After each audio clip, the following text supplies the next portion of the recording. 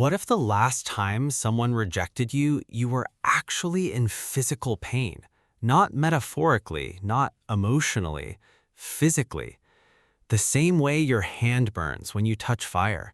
The same way a broken bone throbs in the dark. Science has confirmed what your body already knew, that rejection does not just hurt your feelings, it wounds you. And the most disturbing part? Your brain cannot tell the difference. There is a region of the brain called the dorsal anterior cingulate cortex. Researchers have studied it for decades. It lights up when you burn yourself. It lights up when you cut your skin. It lights up when you break something. And it lights up identically when someone leaves you, when someone tells you no, when a door closes, when a face turns away. This is not poetry. This is neuroscience. And it is one of the most unsettling discoveries ever made about what it means to be human. That the architecture of your pain does not distinguish between the wound that bleeds and the wound that doesn't.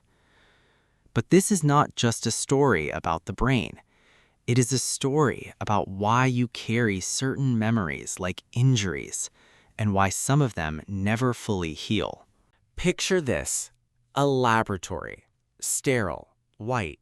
A subject is lying inside an fMRI machine, that enormous humming cylinder that maps the brain's fire in real time.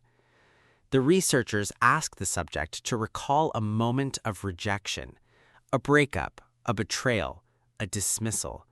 Just a memory, nothing more. The machine begins scanning, and something extraordinary happens. The same neural pathways that process a physical wound, the dull throb of a bruise, the sharp electric bite of a burn, they illuminate completely, identically, as if the subject had just been struck.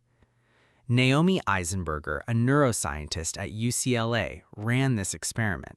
She was not prepared for what she found, because what the brain was telling her, coldly, clinically, was this: social pain and physical pain are not separate systems. They are the same system.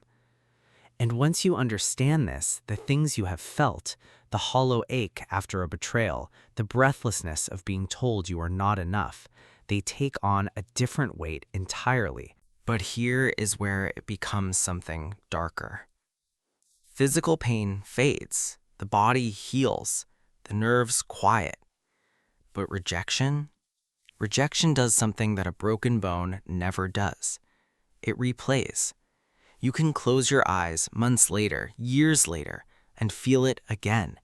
The exact weight of that moment, the exact temperature of that silence.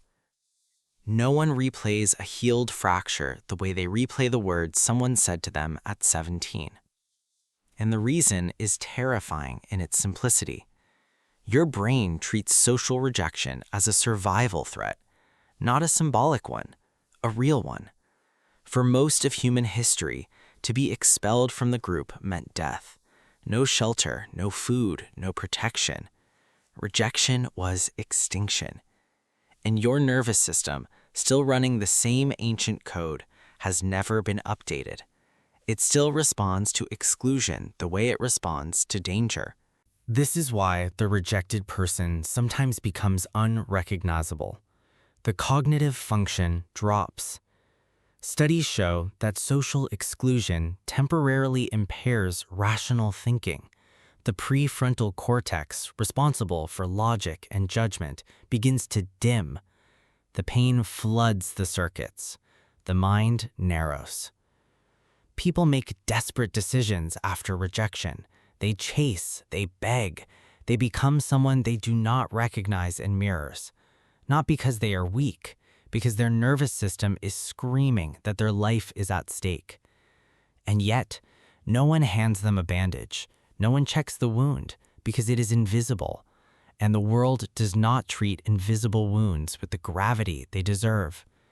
They are told to move on, to get over it, to stop being so sensitive, as if someone had set their hand on fire and been told to simply stop feeling it. What does this mean for you?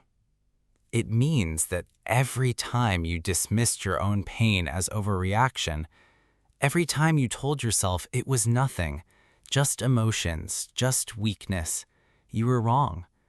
You were injured. And the cruelest part of that injury is that it was always real, and no one, not even you, believed it. Perhaps the most haunting truth about the human mind is not that it can be broken, it is that it can be broken by a word, by a silence, by an absence, by someone simply choosing to walk away. The body heals what it can see. The wounds it cannot see, it carries forever. Pain does not need to bleed to be real, and not every scar is visible.